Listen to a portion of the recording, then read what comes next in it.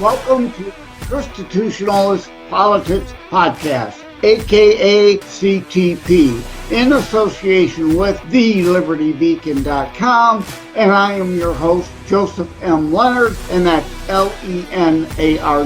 CTP is your no muss, no fuss, just me, you, and occasional guest type podcast. Really appreciate you tuning in. As Graham Norton would say, let's get on with the show! Welcome to another Wednesday midweek ChristiTutionalist Politics special drop. The guest today is James Gebhardt. There is a D in there, but it's silent. It's Gebhardt.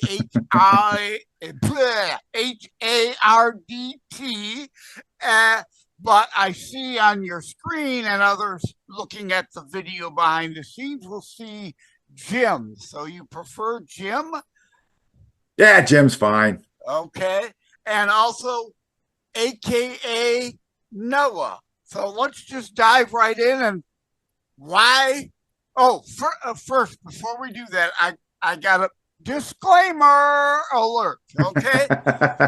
This is not a paid product placement.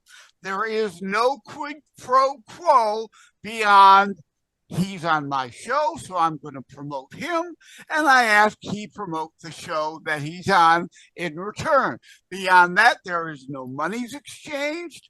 I invited Jim on the show because I, as a former IT guy, and agree with his write-up, we're living in a digital age.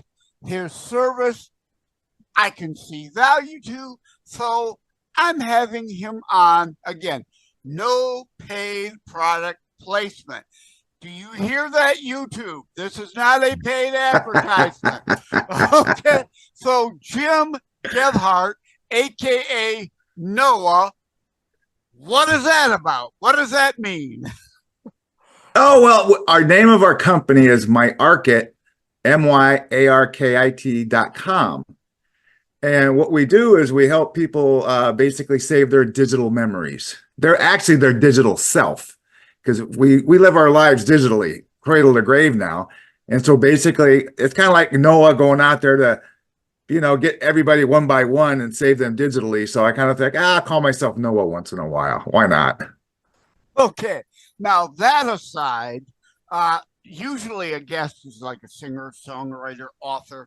So we usually go into the background of the guest. So let's do that traditional podcast question. Who the hell is Jim Gebhardt? Where were you born, raised, where are you? All that kind of nitty-gritty stuff. Oh, I was born back in Iowa. I'm actually a Midwestern farmer. Not a farm boy, but I was from Des Moines, Iowa. A Cornhusker. Hawkeye. Oh, okay. Actually, we talked one year. I actually moved out to Washington. I'm living in Washington now, where we have mountains. The state, or the state, yeah, not the DC. State. Oh my God, I would live in DC. Yeah. One year, a corn cob pie was actually our tallest hill they had in the whole state. So I was great growing up. Had basically like a Tom Sawyer type childhood. My cousins had a farm. We go out there swimming in the ponds and baling hay and things like that. My dad was an auto mechanic, and his father was a mechanic too. And basically got interested in a photography career, being a photographer, and just kind of made my way from there to California for a couple of years, and then basically decided to move to Washington, which I'd never been here before. And we moved up here when it was totally fogged in for 2 weeks. And he goes, oh, this must be fun. And then one day I'm coming around a curve, and there was Mount Rainier, this huge mountain, 14,000-foot mountain, and it was gorgeous. So I've been here ever since. That's great. Do you have IT background, or was this just my epiphany? Like, I gotta get involved in that. No IT background. The mostest I ever done, I think that's a word, was probably back when the old days of when computers first started. I remember me and a friend put together an old 386 computer with about 8 RAM. I mean, just 8. Barely even ran Windows 3. And it was cool. That's about as much IT as I got going. And actually, the whole purpose behind what we do. Well, this is a Christian show, so we like to say the genesis of, right? But the genesis of moving right along, moseying down this road, Moses, and so anyways, it was back in about 96, 97. We did a pilgrimage back to. I see what you're doing. I love it. I love it. So we did a pilgrimage back, me and the wife and the 2 kids, my 2 daughters, back to Iowa.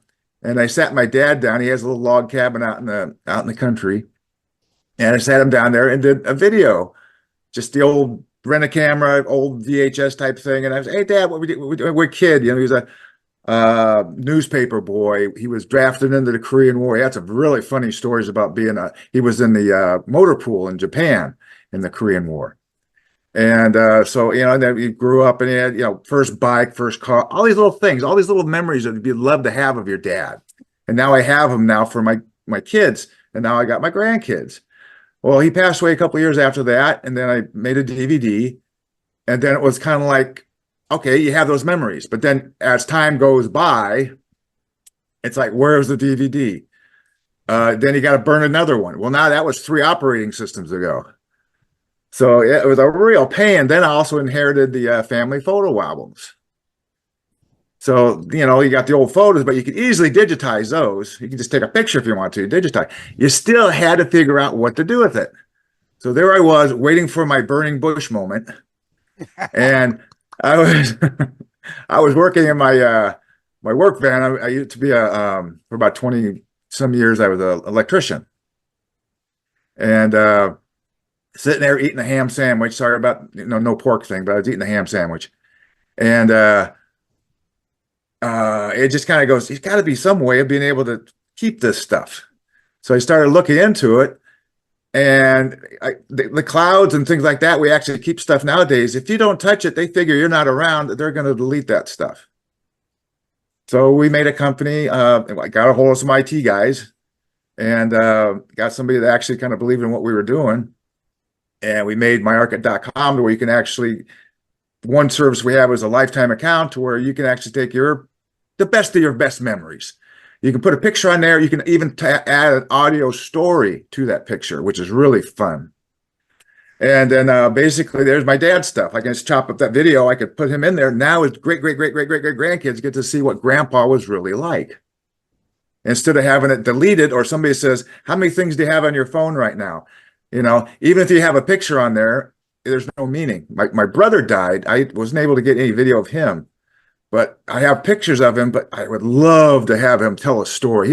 Nobody else could tell a story like my brother. And it was kind of like going, okay, you need some kind of a business to where you can actually save people's digital memories, their digital self. Yeah. And that's what really attracted me to you. Full disclosure, I do not have an account. I may or may not in the future, but that's what really piqued my interest and curiosity. The part where you say in your own words and thoughts, or other people also adding words and thoughts. So you have not just, like you said, the picture on your phone or saved on your laptop or an external hard drive. You've got these online that I take it you can share access to other people in the family to then be able to see and hear these things. It's much more than just that image that, like you said, right, being former IT guy. A single backup means you're not backed up. Oh, exactly. Multiple backups. It's a one point of failure. I back up to 2 different external drives. I back up to 2 different clouds. So, because I'm former IT guy, just to tell the story, former Kmart HQIT, we had a system, all right? Yeah, we had backups, of course. We thought we had everything backed up, but I had only been there 5 years. The others who had the system before us cut a few corners. We didn't know that. And guess what? Even if you have what's called mirrored hard drives, that is where, or a RAID system, where each hard drive, a little bit of another drive is saved on it. And as long as only one hard drive goes out, we can rebuild that one drive to restore your whole system without needing the backup. Well, 2 hard drives went out, and even with a mirrored system, it was gone, lost, can't be recovered except from the backup tapes. And then is when we discovered, there was this whole set of data they didn't have in the backup. So our team had to spend 3 days. All the Super K computers were down for 3 days while a team rebuilt that information from scratch so we could go back online. So yeah, full backups. You can do incrementals beyond that, but yes, you need multiple locations. But that's, off topic.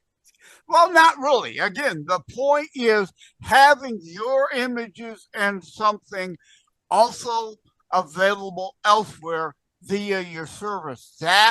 Those 2 things are what really attracted me to you and said, this is something I want to share with the audience. Yeah, you have the capability of when you have, let's just say, your Lifetime account as one of our services, you get to choose who gets to see it. So sometimes you might have a family and you make different albums in there. I got albums for pets, cars, of course, things like that. And then you can have a group. So a group could be like your family or something like that. And you kind of, you can see this type of thing where you're just dumping stuff in there. So it's not like throwing it out on a Facebook or something like that, where everybody gets climb all over it. And, so this becomes very private. And then at the same time, if a person passes away, you have an executor to your account, which clicks a button, and now your account becomes a memorial account. But everything you've put in there is locked. It cannot be edited. You can have new stuff put in there, but all your stuff you put in there cannot be edited. And our first line of backup, I think, is going through our ISP, Internet Service, ISP. You go through them first, and then we go through Amazon Web Services. And then as we get a little bit bigger, we're totally branching off and also going on to Iron Mountain. So we have 2 big, huge backups and then eventually, in the very close to distant future type thing, we'll also go into the DVD archival systems, to where now we'll totally get out of the magnetic portion of it and go into DVD archival stuff that we can probably do with Iron Mountain in Missouri in their and underground storage facilities, and basically have stuff there that can sit there for 100 years and not get any degradation at all. Yeah, and my audience knows I like to joke around, so please don't take offense to this. It's like, darn it, Jim, I'm upset. I have a mischievous side, and I was kind of hoping that when you died, I could manipulate your videos. Well, you can take one, edit it a little bit, and then still put it in there. That's fine. You still got to go through the moderator who's actually doing the memorial site, but what the heck? I'm dead. I don't care. Yeah, I want to completely distort and destroy your reputation when you're gone, Jim. I'll just come back and haunt you.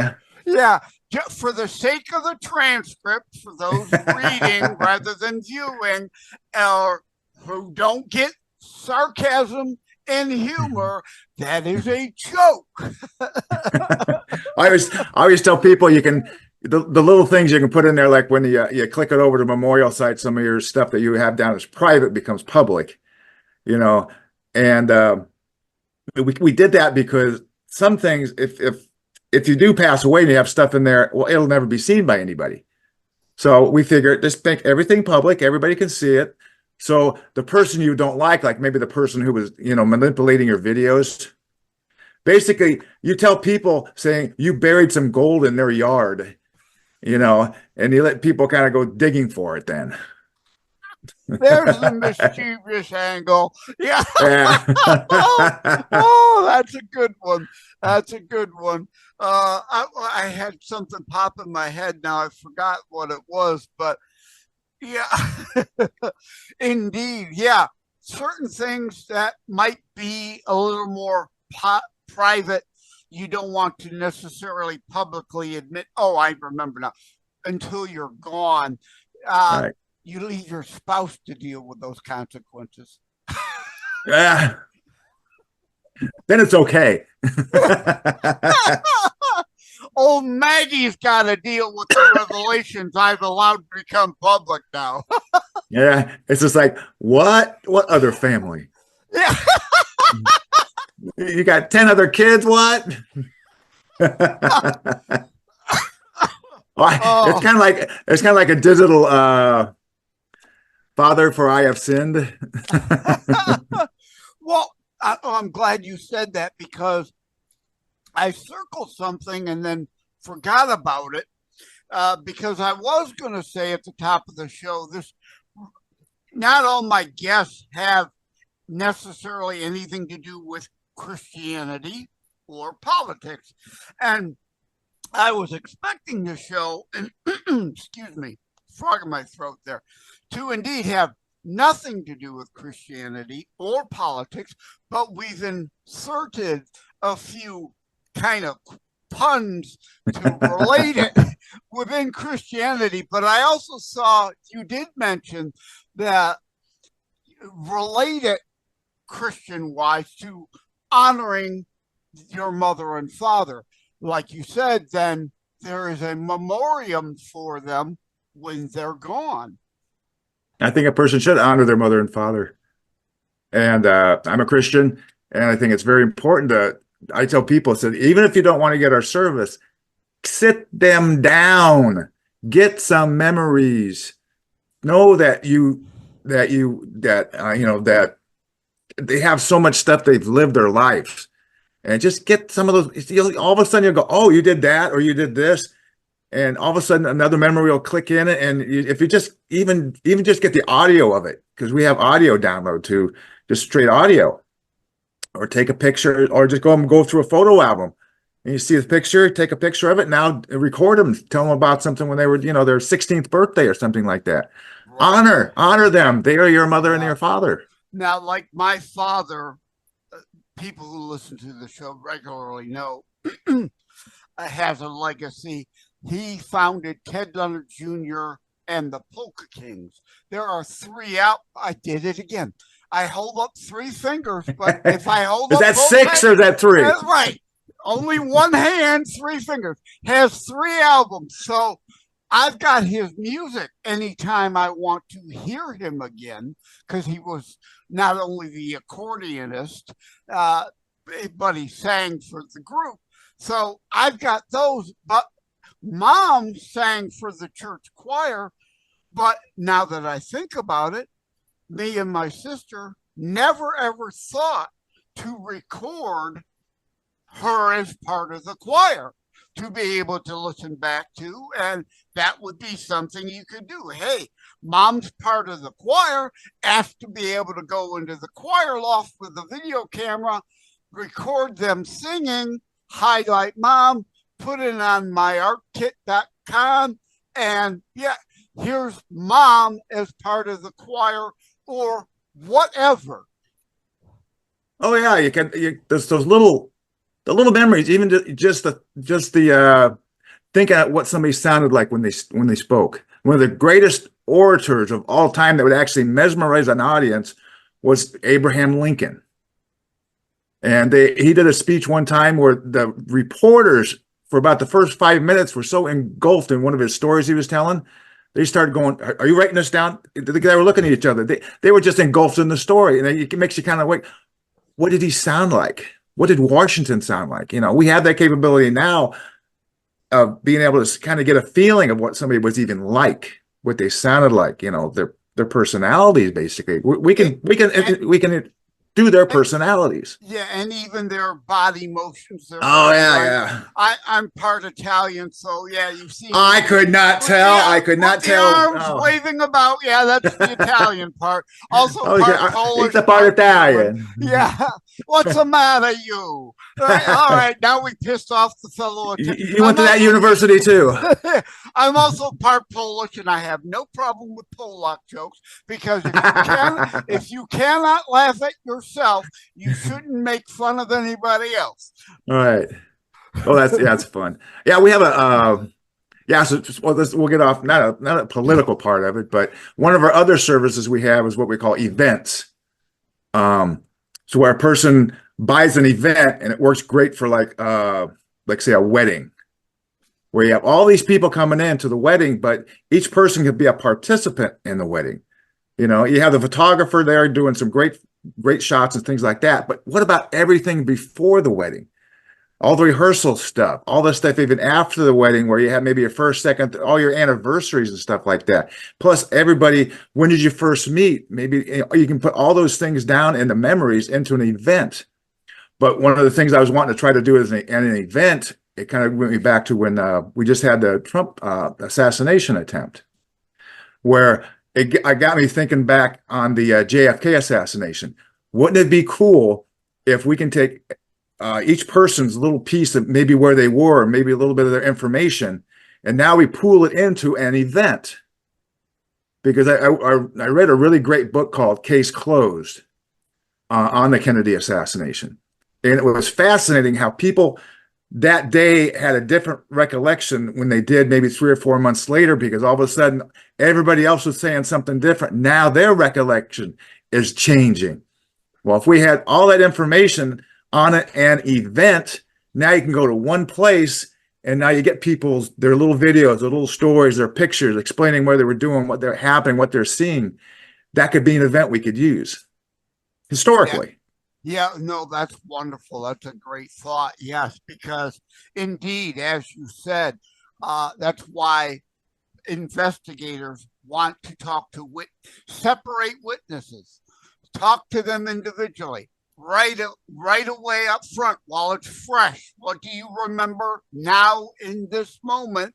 Because a week, a month, and especially a year and beyond later, the memories get fuzzy or they get influenced by somebody else, and you are now remembering it different than you actually thought you saw it when you saw it, heard it, and was in it. So yeah, that's a wonderful little additional piece in there, that an event. So there are other features, as if joking that this isn't a paid ad, but like a late night ShamWow ad. But wait, there's more. Wait, there's more. We give you a free set of steak knives with every purchase. No, I don't get that many steak knives. No, well, I always have things in the back of my mind I want to do. Like one of them, I want to also attach the capability of a genealogy or a family tree.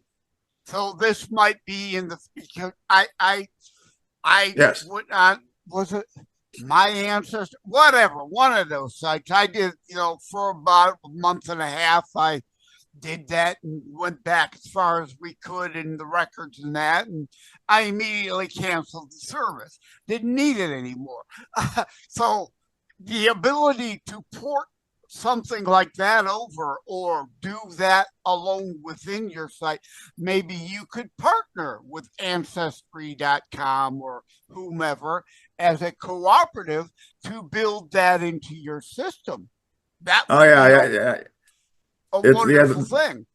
Oh yeah, I'm going up and down on how I want to do it. I want to make it very kid friendly type of thing. It's just like, because I think they really kind of want to know who your ancestors are.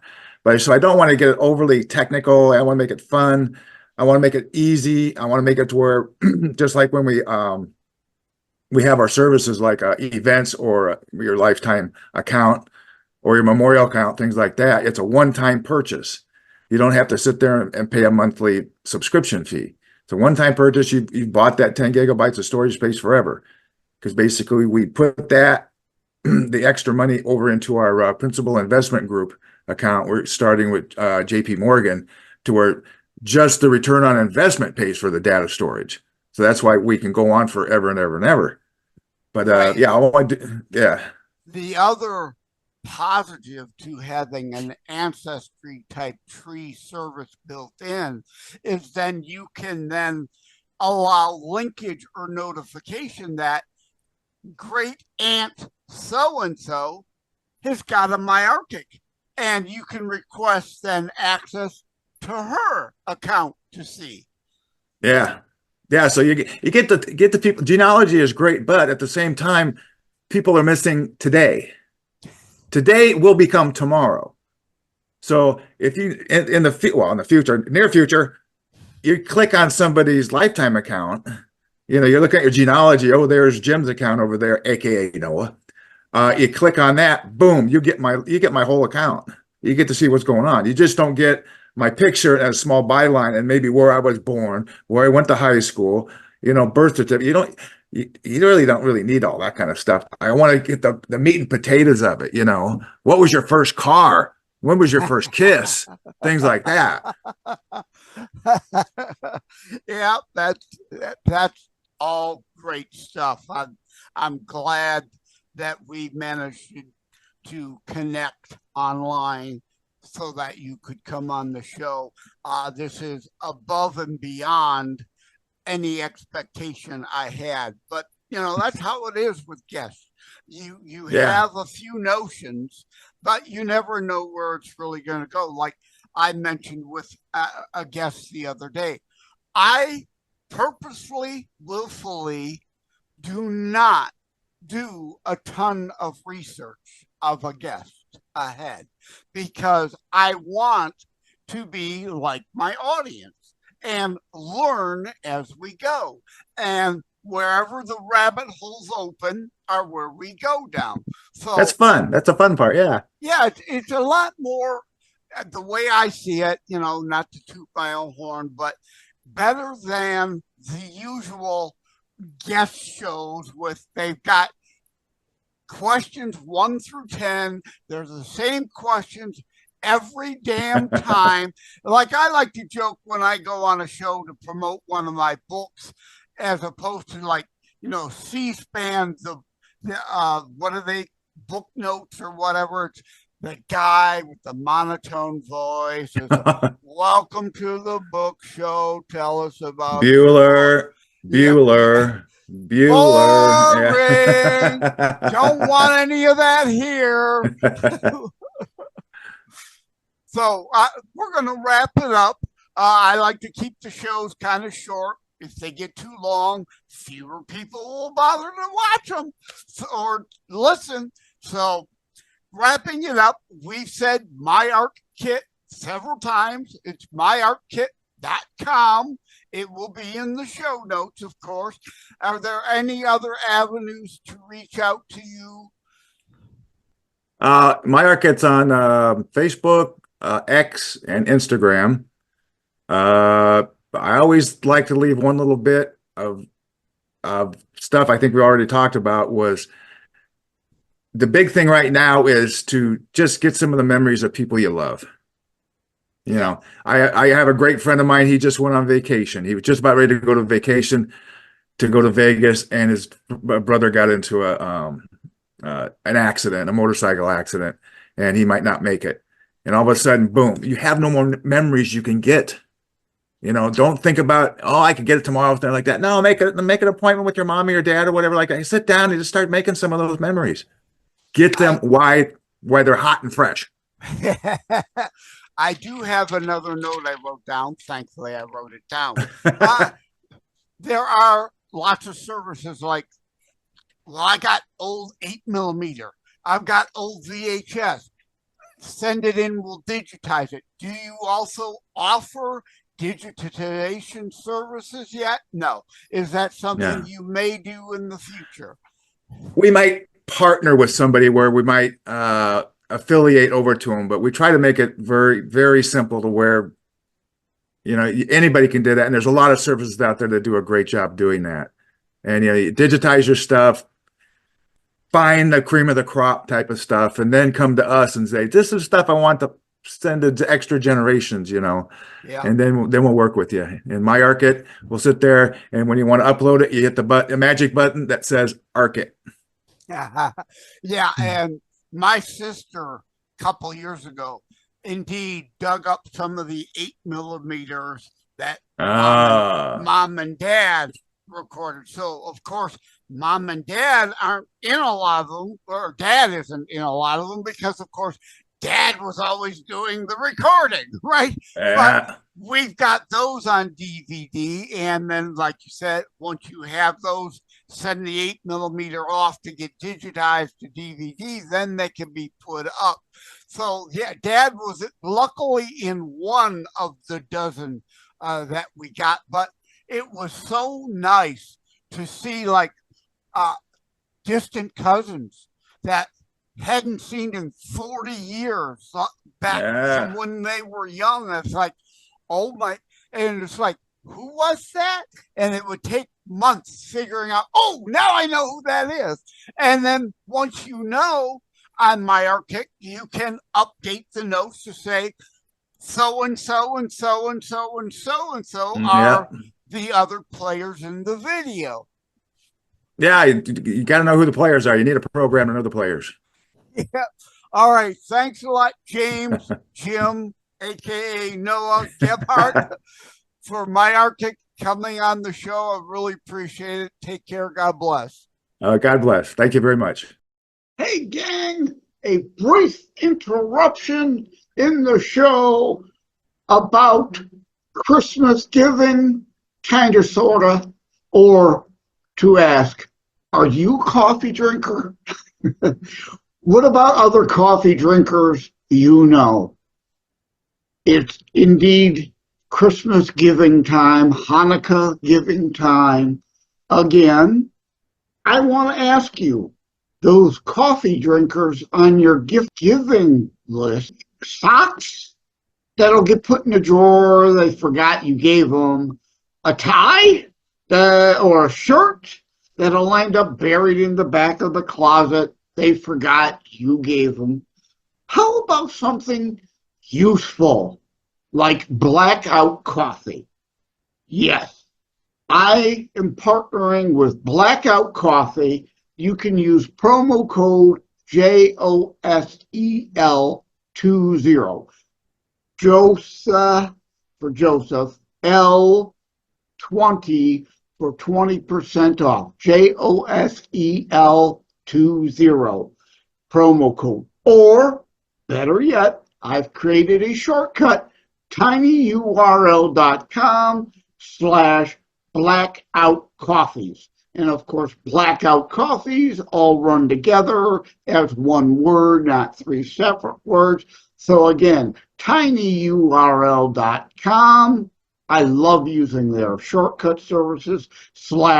/Blackout Coffees should take you right in and automatically apply your 20% discount. So for yourself or for others, this Christmas, give Blackout Coffee something you know they're going to use, something they're going to enjoy, something that they then finally remember you and your gift every time they sip from the Blackout Coffee cup of coffee.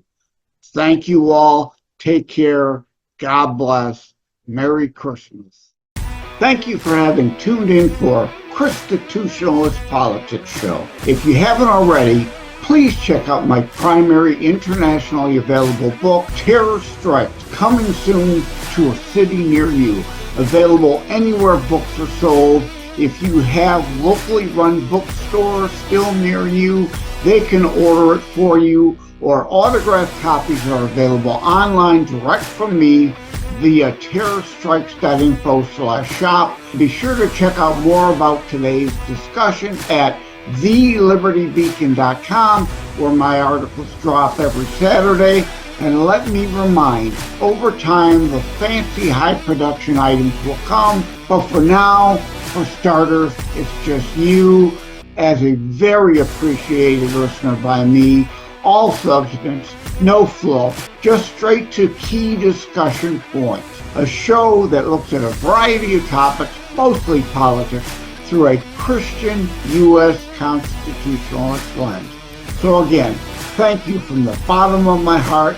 Take care. God bless. Like and subscribe to ChristiTutionalist Politics podcast and share episodes. We need your help.